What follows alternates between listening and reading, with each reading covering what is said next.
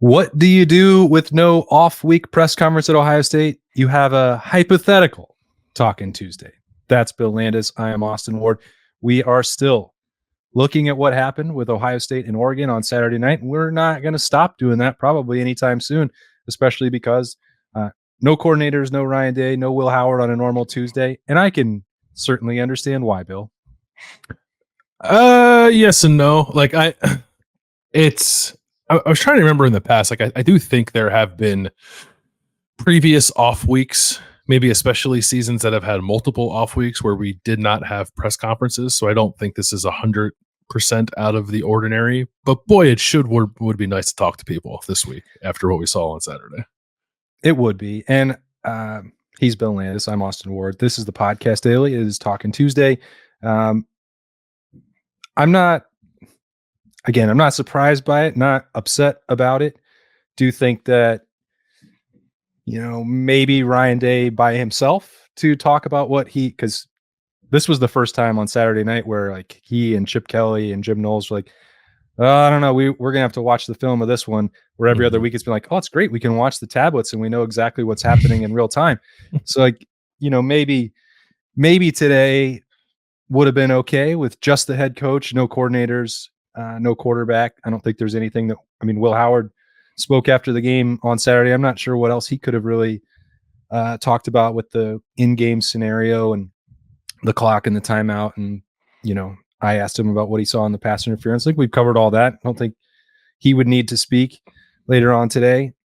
And I don't think there's an absolute need for Ryan Day to do that either. But, maybe some cooler heads and perspective, and Ohio State losing a 1-point game on the road to one of the best teams in the country. Maybe that perspective could have helped, settle down some of the coverage and conversation, but we would still be talking about the things that we're curious about, what went wrong.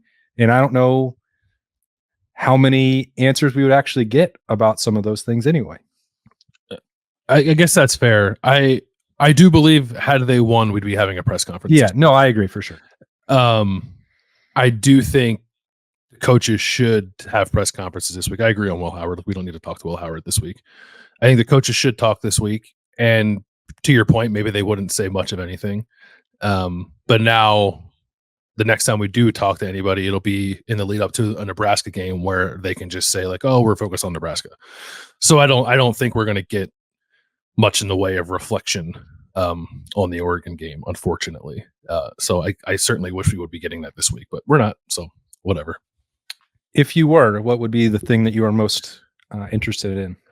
Yeah, so I am of the mind that, and I know people probably still don't want to hear this on a Tuesday, that was a really good game between two really good football teams who I think are still two of the best three teams in the country, along with Texas. So I'm not let's blow up the whole thing, Ohio State can't achieve its goals mode, but I am mightily concerned about the offensive line in light of the Josh Simmons injury. So that is where a lot of my thoughts are now. It's where they would be if we were having a press conference with anyone on Tuesday, because I don't know what the right course of action is. And it really does feel like they have probably 4 or 5 different ways that they could go with it, which on one hand, I guess is a good thing, because you have those options to work through and 2 weeks before your next game to figure it out. But then I guess also the lack of clarity suggests that maybe there's not a great answer either. So it is very concerning to me. Josh Simmons is their best offensive lineman. It is not a team that has a ton of tackle depth. Clearly, we talked about it all off season. It is, for me, as I've had some more time to just kind of sit with it, it is the one thing that happened on Saturday that could make me rethink where Ohio State goes this year. I'm not all the way there, because as I've said a couple of times on different shows, I would at least like to see it before I make any kind of sweeping judgments on what it is going to be or could become. But I can't lie to you and say I feel good about where they're at, because it's just a potentially very problematic spot with what Ohio State has coming up on its schedule. Nebraska's defensive line is pretty good. Penn State's defensive line is very good. and that game is again on the road. So 2 weeks to figure it out, but I don't know. I was actually curious to see if you thought that there was like a clear, this is the plan moving forward for them, or what you think it might be. Yeah, I don't know that it's clear. I think Zen Mahalski did not play perfect by any stretch of the imagination. I didn't think he was a glaring weakness, which is a tribute to him because he was not expected to play in that game. He had to go do it against a pretty talented Oregon defense on the road, silent count, all these other things. That was as challenging of a debut as you could be forced to have. And so Definitely. I think maybe the answer to that is, well, Zen Mahalski handled that. And now you give him 2 weeks and he starts working with the ones without Josh Simmons around. And that's that. I don't know if that's the case because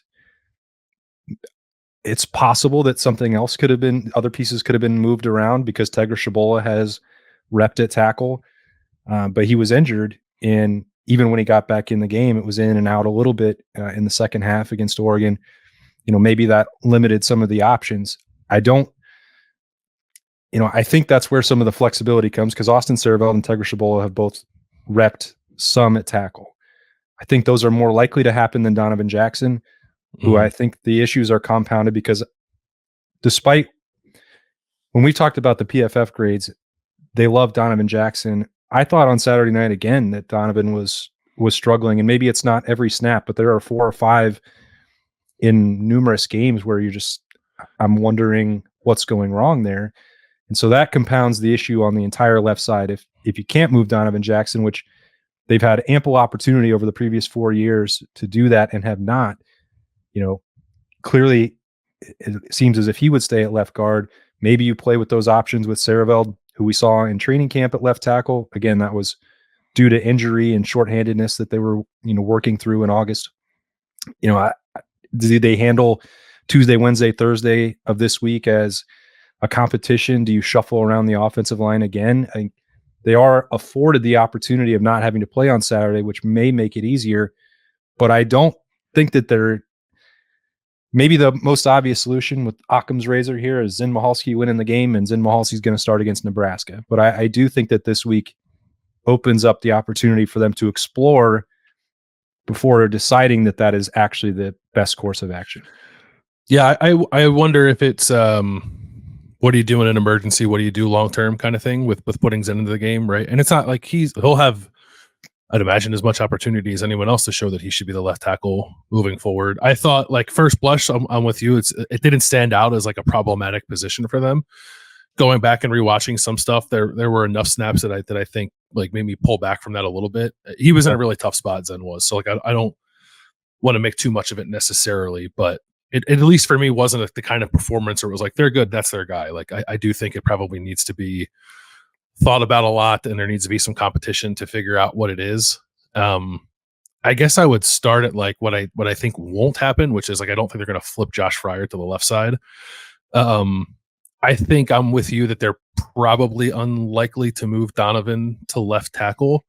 I don't know how much Donovan's done that. I know there was the one spring where we talked about it, and I think maybe in the spring game a couple of years ago he played some tackle, but I don't know how much he's done it since then.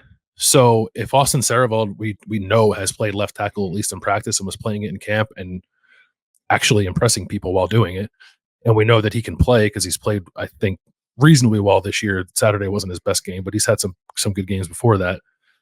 Maybe that is a obvious solution. Just put him at left tackle, keep Donovan where he is, obviously keep Seth McLaughlin where he is, keep Tegra where he is, and keep Josh Fryer where he is. And they're kind of just replacing one spot. How much you really want to reconfigure the pieces and like upset everything and then reestablish the connectivity, I guess, up front, and how well that group plays together is maybe the most or the biggest looming question over all of this. If you look at PFF stuff, and again, like as you said, it's maybe not the most reliable. George Fitzpatrick is their second highest graded offensive lineman on 54 snaps. So it's not a robust body of work, but it's not like he's only played 6 snaps. Yeah. That to me is interesting. George is pretty athletic, I think. I think George is more athletic than Zen. Zen is older, has been in the program longer, is probably stronger. But I think George Fitzpatrick is probably an option worth keeping in mind, I guess, as Ohio State tries to figure it out. Either way, like whichever way it goes, I don't know. I don't know that I feel tremendous about it, right? Because Josh was so good, or it is and was so good for this team. So maybe they can get by. Maybe there's things Chip Kelly can do schematically. I bet that there are things Chip Kelly can do schematically to help them out too.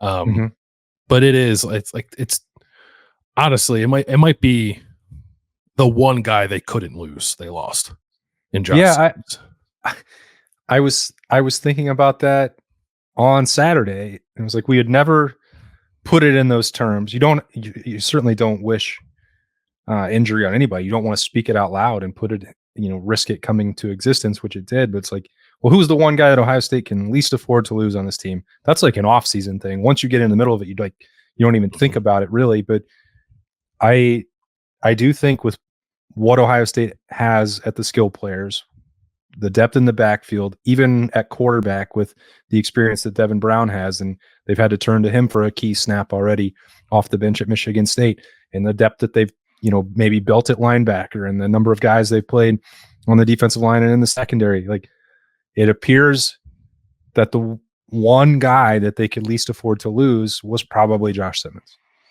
Yep. Which is a credit to Josh Simmons, and obviously for the progress that he's made. It brings back all the questions we had in the offseason about whether or not they should have added a tackle. I mean, like, even if they did, I don't know that I feel great about the situation, right? Unless we're going to go out and add 2 starting caliber tackles, one of whom was willing to sit back and be a backup in case anything happened, right? So I don't know.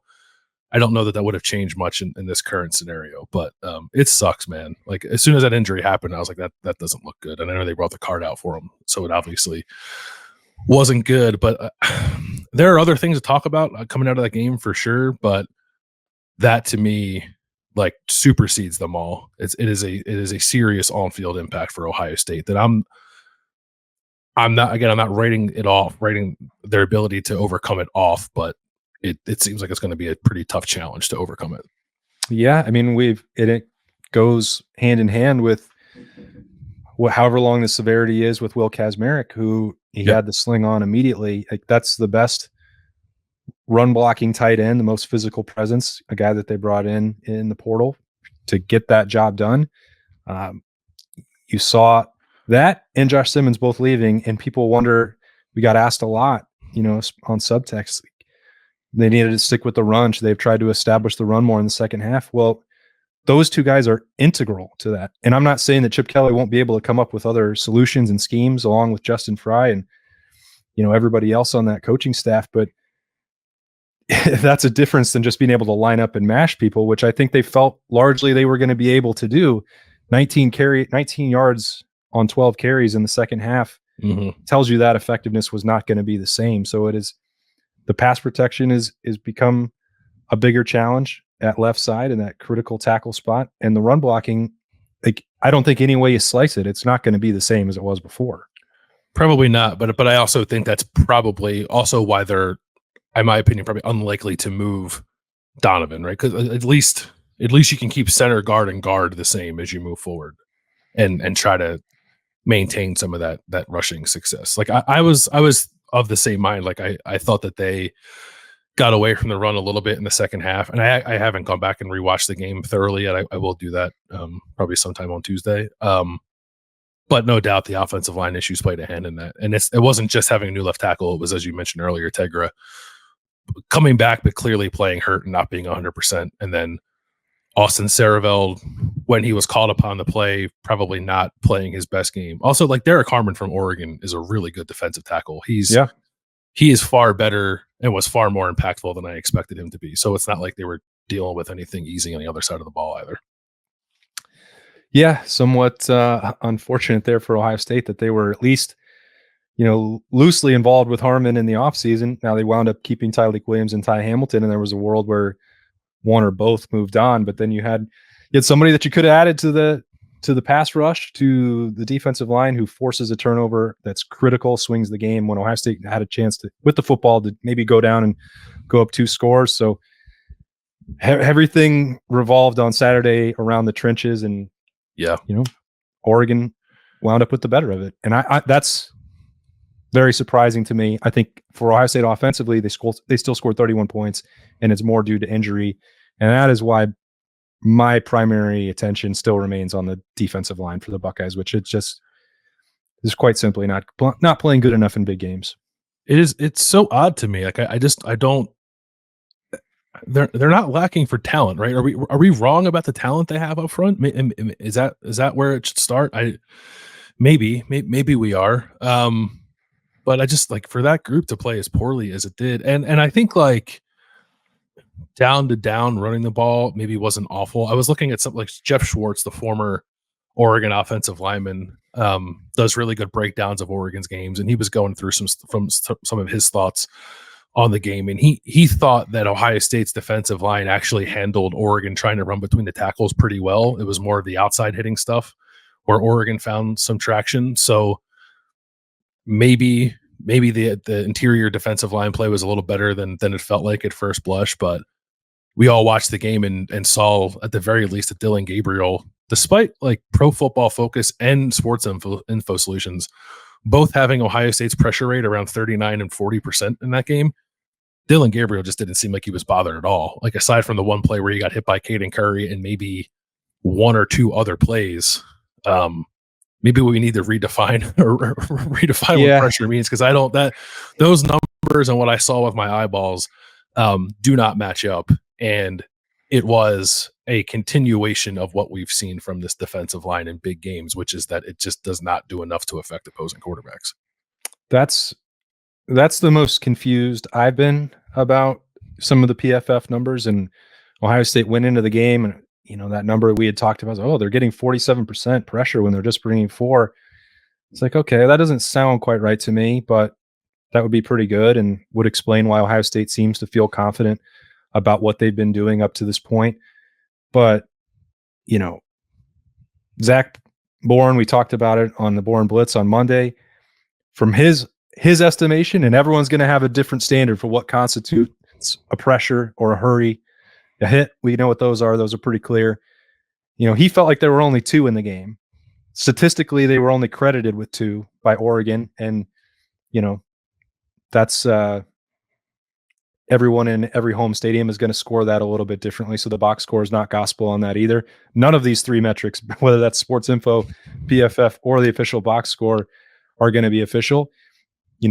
Me, you, or Zach counting it up, watching it on film is not going to be official either. But I think the number was closer to 2 than it was to 40%. Yeah, I would agree with that much, at least. So yeah, I don't.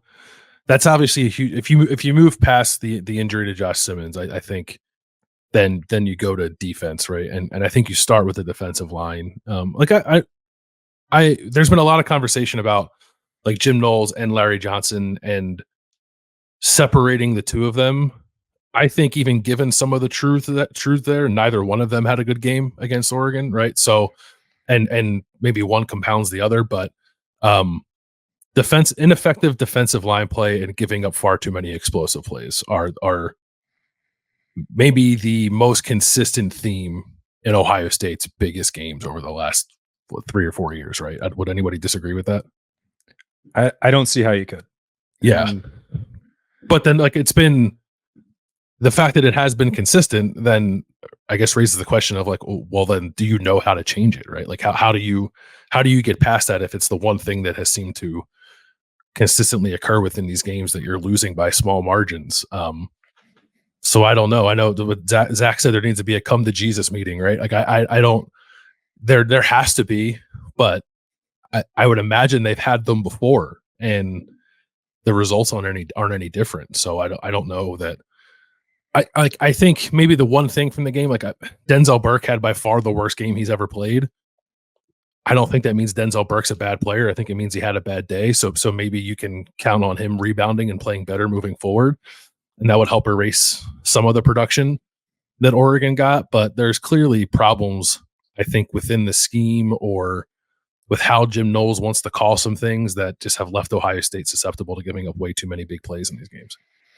Yeah, I mean, I guess that's where I would like more insight from Jim Knowles or Ryan Day, where the buck ultimately stops for Ohio State as you reviewed it, because my personal opinion, based on not just what happened on Saturday night, but over the previous 3 years, is that the lack of pressure up front, and whether they want to gloss over the lack of sacks and use that justification, I think I imagine a lot of people are tired of hearing about that as an explanation for why they're okay with the pressure. They're affecting the quarterback enough. I don't, again, in the games that matter, I don't see how that can be true or acceptable within the Woody Hayes Athletic Center. Like that standard does not meet the Ohio State standard, in my opinion. But I guess the point is, I would rather hear whether they were suddenly concerned about the secondary no longer being BIA, if those were more glaring concerns for them getting hit down the field, or if that is tied back to what I think is the biggest issue, which has been a lack of pressure and not winning one-on-one matchups. And the times that Ohio State did get home, needing to rely on adding blitzing bodies into the picture. Like, you know, I say this all the time. I'm not a coach. I don't know. That is my opinion. I think there are other people who share that opinion, who've watched this team or who have been involved around the program. You know, could we get an honest answer from Jim Knowles on that? I kind of doubt it, because every time that has been broached about what's been going on with the defensive line, I think about that during the early parts of the season in training camp. Well, I think it'd be easier to add a fifth defensive lineman into the mix because they're so talented. Like, that's not the solution. And I don't think that that's true. I don't think that he's being honest about that. He's not. And like, we've tried, like, I know, like I asked him, must have been after the Marshall game, maybe, or maybe prior to that, if constantly having to play with 4 down linemen was in any way holding the defense back from what he wants to do. And he was just very diplomatic with his answer. Right. So I don't know. I could ask it again. I probably would ask it again, but I don't know that the answer would be different. I think it's clear that that's the case. Right. And I'm not trying to absolve Jim Knowles of all of his shortcomings in big games because of like what I consider Larry Johnson and the defensive line shortcomings as well. Like, I do think Jim Knowles at times really struggles with when to be aggressive and when not to be in these moments. And if they're going to give up big plays, they need to find ways to generate big plays of their own, and the defense isn't doing that, which ultimately falls back on the coordinator. But especially in the Oregon game, like I just felt like he was doing a lot of like simulated pressure stuff where he was dropping defensive linemen and trying to send linebackers and safeties. And I can't figure out, and I guess I would like to know is he doing that because he doesn't believe in the defensive line's ability to generate that pressure itself? And frankly, if he didn't, I don't know if I'd blame him, because the group hasn't done it when it matters most. But that's clearly a problem if like the defensive coordinator can't trust the front four to get done what they need to get done. So then he's got to drop all of them in the coverage on a crucial 3rd down play when 2 guys rush. It's like, well, I don't know. It's like things aren't fitting together. Like I don't think Ohio State has bad defensive players. I don't think that's where we've landed after the Oregon game. I don't know, and I think it's maybe clear that they haven't all gotten on the same page and figured out how to deploy all that talent that's on hand. And the struggles in figuring that out obviously came home to roost a little bit on Saturday.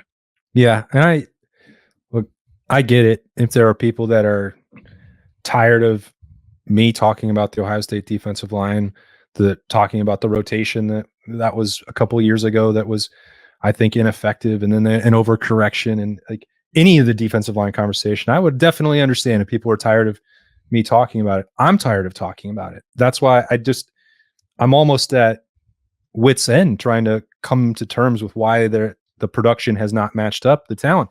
You broached it by saying, are we wrong? Are they not as talented? I mean, every program in the country wanted Jack Sawyer and JT Tuimoloau, like full stop. Everyone agreed that they had the potential, the athleticism. I've never heard a single person question the work ethic of Jack Sawyer or the game-changing ability of JT Tuimoloau after a performance like Penn State.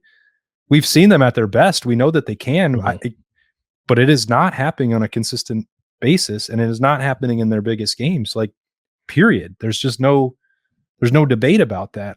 I wish that all the time that I'd spent over the last couple of years talking about the defensive line had been foolish and misguided and wrong. And I would say, I got that. I messed that one up. Like, Ohio State knew what it was doing all along. I don't know why I spent time thinking about it. It was never going to cost them a game. But guess what? And it doesn't mean that they can't fix it in the next 6 games, because they definitely, I still believe that they can. I still believe in the talent. I think Larry Johnson has been coaching defensive line long enough. Jim Knowles has been coordinating defenses long enough that they can come to a solution and get this thing fixed. I'm not saying because it happened at Oregon that it's definitely going to happen again. Maybe it won't, but I did think it could cost them a game. And that did happen, in my opinion, on Saturday. Yeah, I don't think you're off base. I likewise believe in the talent. They just got to figure out what the disconnect is. Like, why? I think it starts with Larry, and clearly involves Jim Knowles. And I don't know who on the defense really played all that well besides Caleb Downs, if I'm being honest. But the defensive line, I think, is what's highlighted by a lot of people coming out of that game. And there is something missing, and has been something missing for a long time, when it comes to getting that position group to play at its best when it matters most. And it's not happening at the rate that it needs to. I guess the good news is that they're going to have to figure it out, because they're going to really need it in 3 weeks when they go to Happy Valley, right? So we'll see what they get figured out there. But yeah, it felt a little like a culmination of concerns, I think, regarding the defensive front that happened on Saturday. Yeah. And they were still one play, 1 point, or 1 point, one penalty away from winning that game. So, like, it is not, as you said that early on, it's not as if this program is in disrepair. But now we're in the business of looking ahead, and this team doesn't have it might have the additional breathing room to get into the college football playoff if its 2 losses are to Oregon and Penn State on the road. Mm-hmm. But they would not be in position to win the Big Ten if they lost both of those games. So, like, the opportunity now, the window for that to accomplish and get the hardware that these players have all talked about, that this coaching staff has all talked about since the end of last season, that window is shrunk. It's not closed. And you win championships with your offensive and defensive line, right? That's why I've spent all of this hypothetical talking Tuesday talking about them. Yep. You do have to win in the trenches. I was a little surprised that Ohio State wasn't able to against Oregon. It doesn't mean they won't be able to moving forward, aside from the offensive line injury, obviously, but just otherwise from a talent perspective, I think they could get it figured out. They just have to, right? It's like the margin for error now is practically gone. You're right. They could and probably would still make the playoff as a 2-loss team. No one wants to hear that. No one wants to entertain that conversation. No. They want Ohio State to get its crap figured out and make sure that it can go win the rest of the games this season, and that this group of players who came back to win rings can still start that with, I guess, beating Michigan and then winning a Big Ten championship.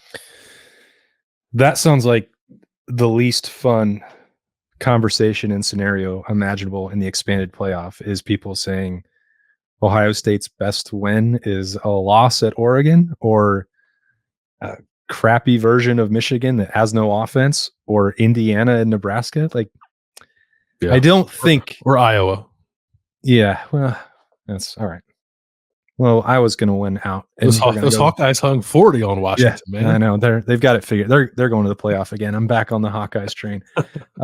I sure hope that none of those conversations have to be entertained, and it would be fun to watch Ohio State get all these things back addressed and rolling again, because I think they have more talent than anyone else in the country. I include Oregon in that, and I'll continue to insist that as much credit as Oregon deserves, that I may not have given it going into Saturday night. Like, they did win the game, but to me, it feels like Ohio State lost it more than that. And that's got to be the frustration in the Woody. And that's why no one in there is talking to us today as they try and get it corrected. But we will keep talking about the Buckeyes all week long on the podcast daily.